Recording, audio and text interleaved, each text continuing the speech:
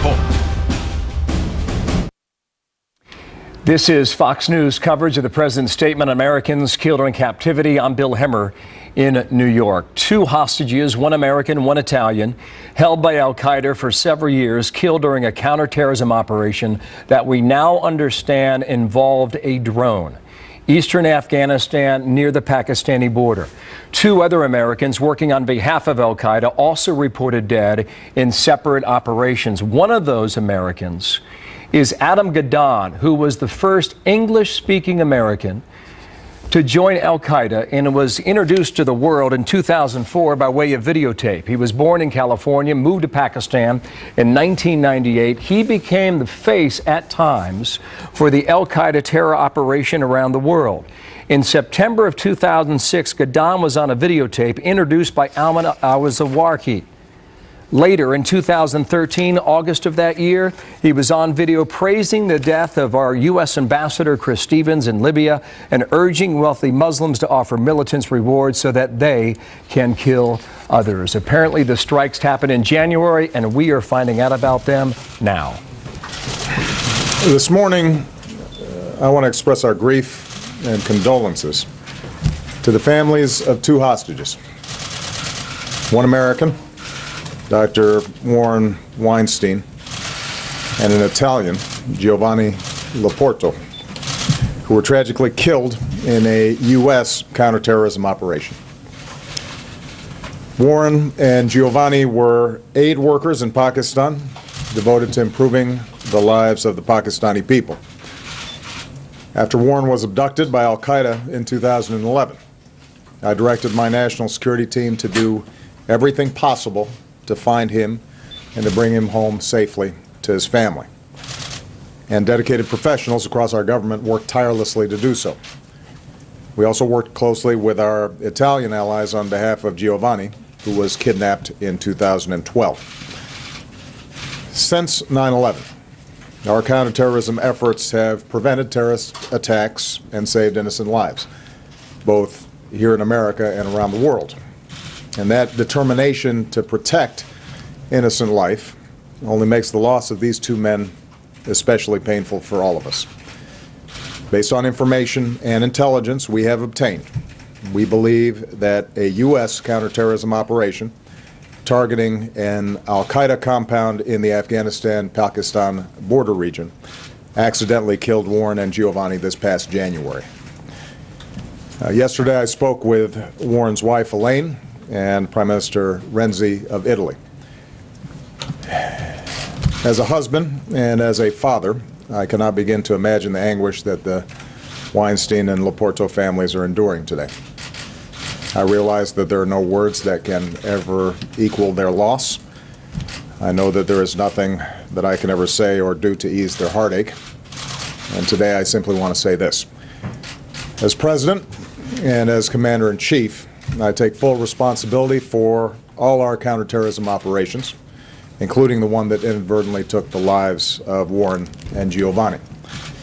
I profoundly regret what happened.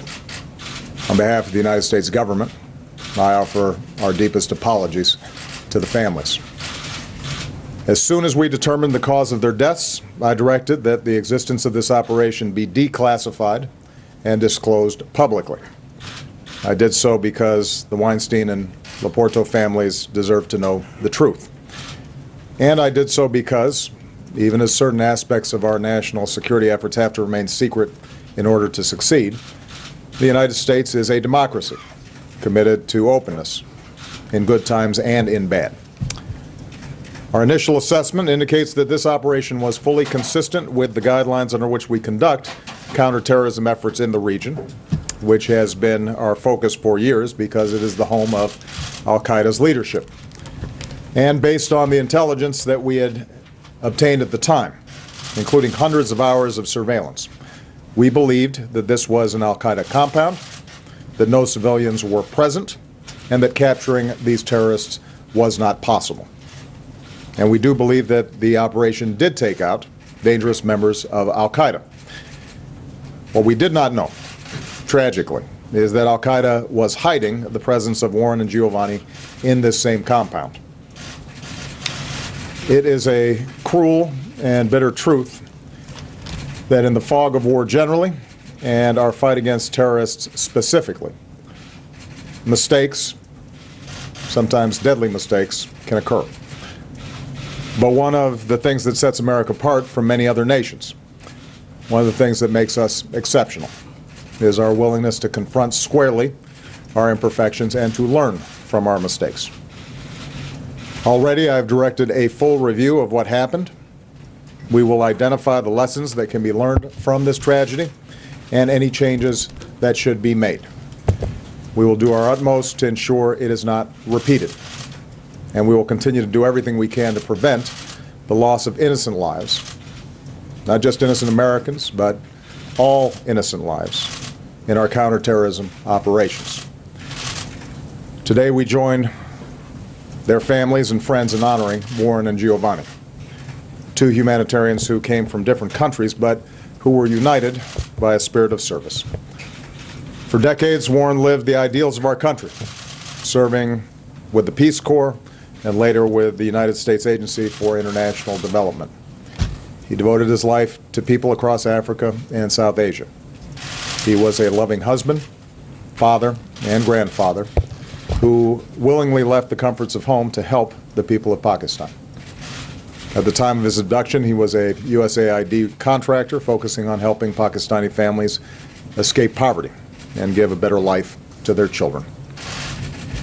Giovanni's humanitarianism also took him around the world, to the Central African Republic, to Haiti, and ultimately Pakistan. Like Warren, he fell in love with Pakistan and its people and believed passionately that he could make a difference in their lives. Giovanni's service reflected the commitment of the Italian people, our great allies and friends, to the security and dignity of people around the world. And today is a reminder of the bonds of friendship between our countries and the shared values that bind Americans and Italians together. There could be no starker contrast between these two selfless men and their al-Qaeda captors. Warren's work benefited people across faiths. Meanwhile, al-Qaeda boasted to the world that it held Warren, citing his Jewish faith. Al-Qaeda held both men for years, even as Warren's health deteriorated. They deprived these men of precious, irreplaceable years with family who missed them terribly. Amid grief that is unimaginable, I pray that these two families will find some small measure of solace in knowing that Warren and Giovanni's legacy will endure. Their service will be remembered by the Pakistani men, women, and children whose lives they touched and made better.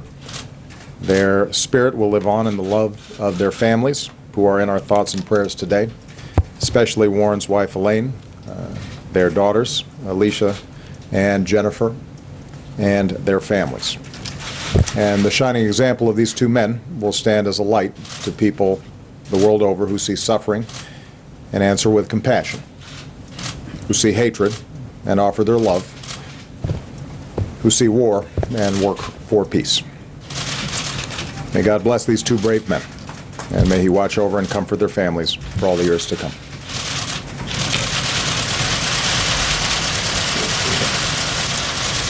Very tough news for the families of Dr. Warren Weinstein and Italian Giovanni Laporto. Those two men are killed.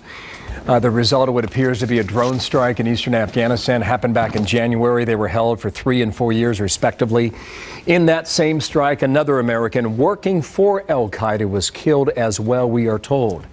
In addition, the White House reporting the American Adam Gadon, working for al-Qaeda as an English-speaking mouthpiece, was killed in a separate strike, also in January, somewhere in eastern Afghanistan near the Pakistani border. Happened about 4 months ago. Families have been notified, and today our thoughts and our prayers are with all of them after this news. Continuing coverage right here now on the Fox News channel and here on this Fox station.